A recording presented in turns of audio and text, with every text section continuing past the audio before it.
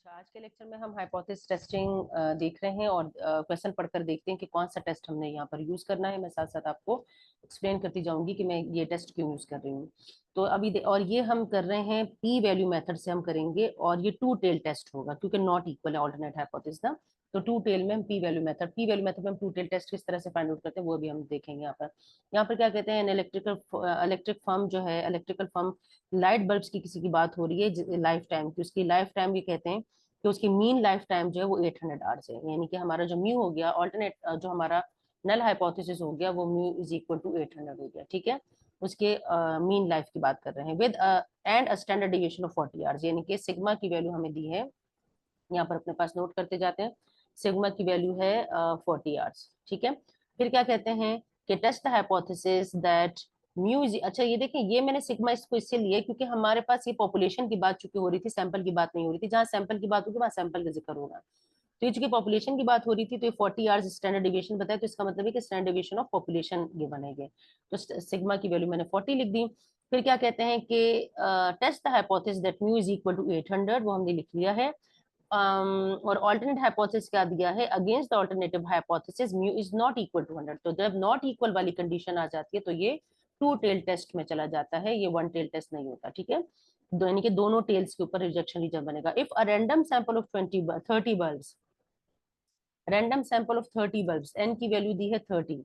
अच्छा, जी टेस्ट में हम यहाँ पे चूंकि सिग्मा की वैल्यू नोन है, ठीक है, तो हम जी टेस्ट, और मीन को टेस्ट करना है तो हम जी टेस्ट यूज करेंगे। तो जी टेस्ट में एन का साइज कुछ भी हो सकता है। ठीक है, अच्छा 30 बल्ब्स हैं और एवरेज लाइफ उसकी है 788। अब चूंकि सैंपल की बात कर रहे हैं तो सैंपल का एवरेज गिवन है, एक्स बार गिवन है 788। ठीक है, ये उसकी लाइफ 788 आवर्स जो है वो लाइफ एवरेज लाइफ है बल्ब्स की। ठीक है, 30 बल्ब्स की। अब यहाँ पे हमें क्या टेस्ट करना है, ये mu is not equal to 800 को टेस्ट करना है और पी वैल्यू मेथड यूज करना है। तो पी वैल्यू मेथड है तो पी वैल्यू मेथड में सिर्फ तीन ही स्टेप्स होते हैं। पहला स्टेप जिसमें हम हाइपोथेसिस बनाते हैं, दूसरा स्टेप जिसमें हम क्या करते हैं, टेस्ट स्टेटिस्टिक्स की वैल्यू फाइंड आउट करते हैं। तो जी टेस्ट हमने यूज करना है। जी टेस्ट का फॉर्मूला है टेस्ट स्टेटिस्टिक्स का x bar minus mu divided by sigma upon under root N.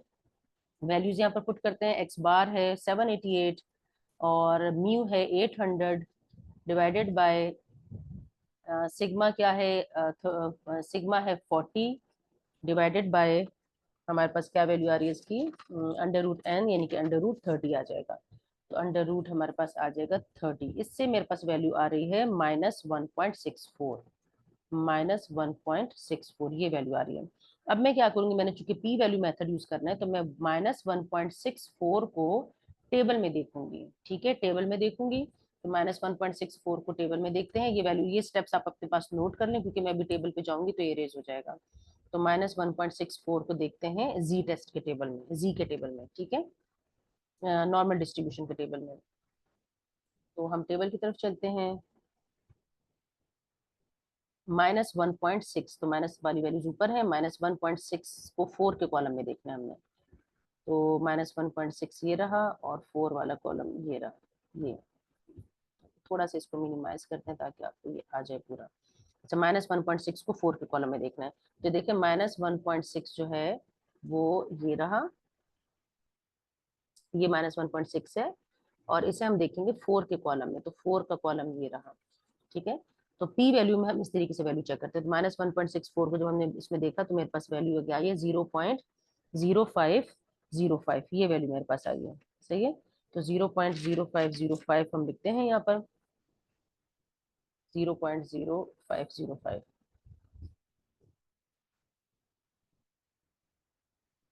हम वापस क्वेश्चन की तरफ चलते हैं। अच्छा, क्या वैल्यू हमारे पास आई, 0। यहाँ पर हम अपने पास वैल्यू नोट कर लेते हैं। हमारे पास वैल्यू आई है, यहाँ पर हम लिखेंगे P value, sorry, P value आपने फाइंड आउट करना है। ठीक है, अच्छा पी, जब हमारे पास टू टेल टेस्ट होता है तो हम 2 से मल्टीप्लाई करते हैं प्रोबेबिलिटी को। ठीक है, तो z इज, यहाँ पर क्या लगेगा, यहाँ पर आपने साइन लगाना है जो आपके पास वैल्यू, जो हम आपके पास अगर जैसे हमारे पास नेगेटिव आया है ना नंबर, -1.64 नेगेटिव आया था, जेड स्टेटिस्टिक्स की वैल्यू हमारे पास क्या आई थी, नेगेटिव आई थी, -1.64 आई थी। नेगेटिव आई है तो आपने लेस का साइन लगाना है, पॉजिटिव आएगा तो आपने ग्रेटर का साइन लगाना है। ठीक है, जेड की वैल्यू पर डिपेंड करता है ये वाला साइन। तो हम जो भी प्रोबेबिलिटी आएगी उसको 2 से मल्टीप्लाई करेंगे। किस चीज की probability, z is less than -1.64, जो कि अभी हमने टेबल में देखी तो क्या आई 0.0505, ये प्रोबेबिलिटी आई थी टेबल में, हमने चेक किया था 0.505। इसे जब मैं मल्टीप्लाई करती हूँ आपस में तो आता है 0.1010, यानी कि अप्रोक्सीमेटली जो है हमारे पास इसका जो वो बनता है अप्रोक्सीमेटली यहाँ पर लिखते हैं, ठीक है। 0.1010 को जब आप 100 से मल्टीप्लाई करेंगे तो आपके पास जो है प्रोबेबिलिटी क्या आ जाएगी, यानी कि स्ट्रॉन्ग एविडेंस आपके पास आ रहा है, ठीक है। लेस देन जीरो नहीं है कि ये स्ट्रॉन्ग एविडेंस आपके पास आ रहा है कि हमारे पास जो है वो हमें एच नॉट को एक्सेप्ट करना चाहिए। तो हमारे पास अप्रोक्सीमेटली 10% आ रहा है, ठीक है। इसको आप मल्टीप्लाई बाय 100 कर दें तो 10% आ रहा है, मतलब 10% एविडेंस है कि हमने, तो आप देखें लेवल ऑफ पी वैल्यू 10% आई है। तो इसका मतलब ये हुआ कि जो जैसे अल्फा की जो वैल्यू होती है वो भी मिनिमम जो है वो क्या होती है,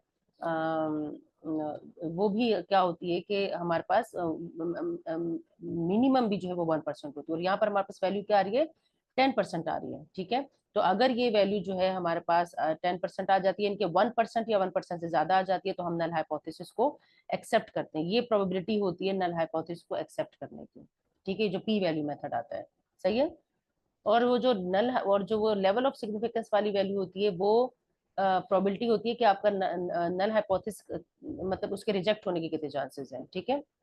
तो यहाँ पर 10% हम निकालते हैं, 10% हमारे पास आओगे तो हम क्या कहेंगे कि एक्सेप्ट, ये हम ये वाला क्वेश्चन करें 10.21, हम क्या कहेंगे कि डू नॉट रिजेक्ट, क्या कंक्लूजन होगा हमारा, थर्ड स्टेप में हमारा कंक्लूजन क्या होगा कि डू नॉट, ये फोर्थ स्टेप होगा, थर्ड स्टेप ये वाला था जिसमें हमने पी वैल्यू फाइंड आउट की। फोर्थ स्टेप क्या होगा कि do not reject H not, यानी कि do not reject null hypothesis, और कंक्लूड क्या करेंगे कि द मीन इज नॉट, हम क्या कहेंगे एंड कंक्लूड, कंक्लूजन लिखना बहुत जरूरी है, and conclude that mean is not significantly, not significantly, not significantly different from 800।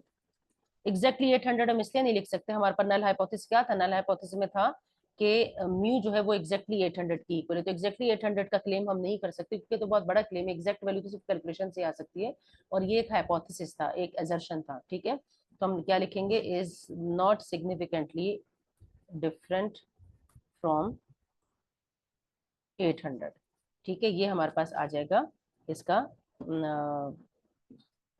Solution 10.21 का सोल्यूशन, ठीक है।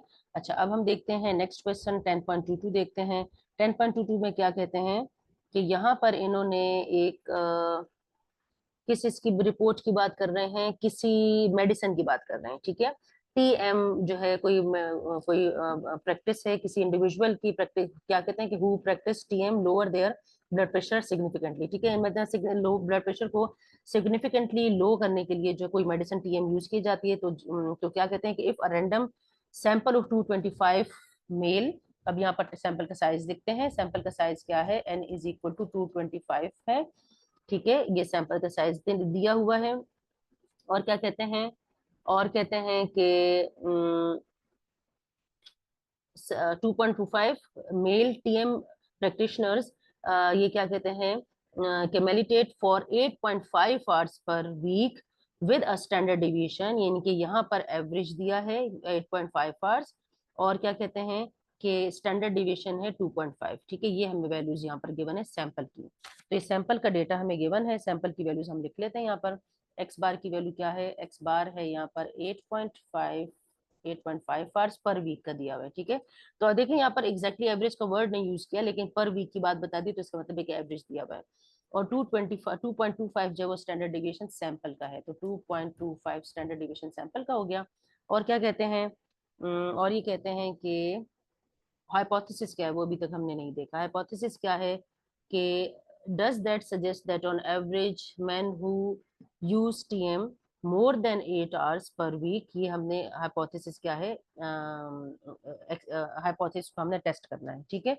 इनके मोर देन 8, यानी कि हम नल हाइपोथेसिस हो जाएगा इक्वल टू 8, नल हाइपोथेसिस हमारे पास हो जाएगा mu is equal to 8, mean को टेस्ट करना है, तो केस 1 और केस 2 में से कुछ होगा, तो हम देखते हैं कि कौन सा केस हम यूज करेंगे। ऑल्टरनेट हाइपोथेसिस क्या है कि म्यू इज ग्रेटर देन 8 का है ना, ग्रेटर देन 8 का, और पी वैल्यू मेथड यूज करना है। तो चलिए इस क्वेश्चन में आपको पी वैल्यू मेथड में जब हमारे पास ग्रेटर देन 8 आ जाएगा, ग्रेटर देन वाली वैल्यू आ जाएगी, तो किस तरीके से पी वैल्यू मेथड यूज करेंगे वो भी आपको इस क्वेश्चन में पता चल जाएगा। तो पहला स्टेप क्या हो गया, आपने हाइपोथेसिस क्रिएट किए, ठीक है। सेकंड स्टेप में आपने क्या करना है, हम ये वाला क्वेश्चन कर रहे हैं। सेकंड स्टेप में आपने क्या करना है, आपने टेस्ट स्टैटिस्टिक्स की वैल्यू, पी मेथड में पहले टेस्ट स्टैटिस्टिक्स की वैल्यू फाइंड आउट कर लेते हैं। तो हम जी टेस्ट यूज करेंगे, क्योंकि दिया तो हमें स्टैंडर्ड डेविएशन ऑफ सैंपल है, वैसे तो टी टेस्ट यूज करना चाहिए, लेकिन सैंपल साइज 30 से बड़ा है, तो इसलिए हम टी टेस्ट यूज नहीं करेंगे, जी टेस्ट यूज करेंगे। X bar minus mu divided by s upon under root n है, तो एक्स बार माइनस म्यू क्या आएगा, एक्स बार क्या है 8.5, 8 है, mu divided by 2.25 is standard deviation divided by under root n में आएगा 225, ठीक है। इसको जब हम कैलकुलेट करते हैं तो z की वैल्यू मेरे पास आ रही है 3.33, 3.33 वैल्यू आ रही है, ठीक है, 3.33। अब हम क्या करेंगे, 3.33 को टेबल में चेक करेंगे। फोर्थ स्टेप में हम क्या करेंगे, पी वैल्यू की वैल्यू, पी वैल्यू निकालेंगे, सही है। तो 3.33 को जेड के टेबल में चेक करेंगे। तो अब हम चेक करते हैं इस सेट के टेबल में, टेबल की तरफ चलते हैं।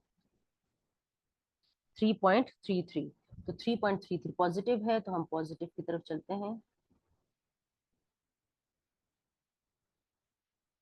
3.33, तो ये देखिए 3.3 जो है वो ये रहा, 3.3 ये रहा, 3.33, तो 3 वाले कॉलम देख लेते हैं। ये 0 का कॉलम है, 1 का, 2 का, 3 का, तो ये वाली वैल्यू आ रही है, यानी कि 0.9996 ये वैल्यू हमारे पास आ रही है। तो 0.9996 हम देखते हैं, लिखते हैं वहां पर। वापस क्वेश्चन की तरफ चलते हैं, बुक की तरफ। हमारे पास क्या वैल्यू आ रही है, z की वैल्यू हमारे पास थी, वो लिख लेते हैं पहले। z की वैल्यू मेरे पास आई थी 3.33, 3.33। अब p वैल्यू क्या है, p वैल्यू मेरे पास होगी probability that z is greater than, क्योंकि हमारे पास क्या था, ऑल्टरनेटिव हाइपोथेसिस ग्रेटर का साइन था, तो हम ग्रेटर का साइन यहाँ पर लगाएंगे। और वैसे भी ये भी मेरे पास पॉजिटिव आया है ना, z की वैल्यू पॉजिटिव आई है, तो z इज ग्रेटर देन क्या आएगा 3.33।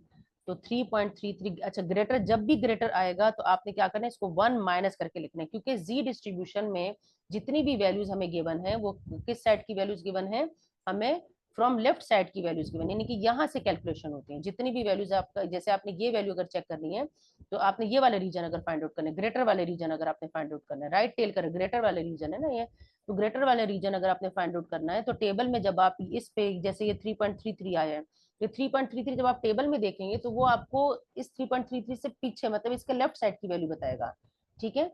तो ये यहाँ से वैल्यू बताता है हमें, हमें चूंकि ये वाली वैल्यू चाहिए 3.33 ग्रेटर देन 3.33 है ना, इसकी प्रोबेबिलिटी चाहिए, तो हम क्या करेंगे, 1 से माइनस करेंगे, क्योंकि टोटल इसका एरिया बनता है 1 के इक्वल, यानी कि टोटल प्रोबेबिलिटी 1 के इक्वल है। तो हम क्या करेंगे, हम इस 1 में से ये वाला हमें टेबल में से मिल सकता है, तो हम क्या करेंगे, वो हमें मिल गया था, 0.996 आया था, तो 0.996 इस रीजन की वैल्यू आ रही थी, ठीक है। तो हम क्या करेंगे, 1 में से माइनस करेंगे 0.9996 को, जब भी ग्रेटर का साइन आएगा तो आपने 1 माइनस करके प्रोबेबिलिटी z इज इस साइन को उल्टा कर देना, लेस देन 3.33, ठीक है। और अब यहाँ पर हम वैल्यू लगाएंगे 1 माइनस 0.9996, और जब आप इसे कैलकुलेट करेंगे तो आपके पास वैल्यू आप आ जाएगी 0.0004, ये वैल्यू आपके पास आ जाएगी, जो कि अप्रोक्सीमेटली 0% के इक्वल है। अब अप्रोक्सीमेटली 0% के इक्वल है, इसका मतलब ये है कि हमारे पास कोई एविडेंस नहीं है कि हम नल हाइपोथेसिस को एक्सेप्ट करें, तो हमारा कंक्लूजन क्या होगा कि रिजेक्ट नल हाइपोथेसिस, और कंक्लूजन क्या होगा कि मैन एंड कंक्लूड, कंक्लूजन आपने जरूर लिखना है, and conclude that man use TM on average, on average क्या था ऑल्टरनेट हाइपोथेसिस के, क्या है, मोर देन, ग्रेटर का था ना, more than 8 hours, 8 hours per week, per week, ये हमारा कंक्लूजन हो गया। ठीक है, अब ये 2 क्वेश्चंस हमने इसमें देख लिया है। नेक्स्ट लेक्चर में इससे आगे के 2 क्वेश्चंस हम देखेंगे और उसमें फिर टी टेस्ट भी आ जाएगा।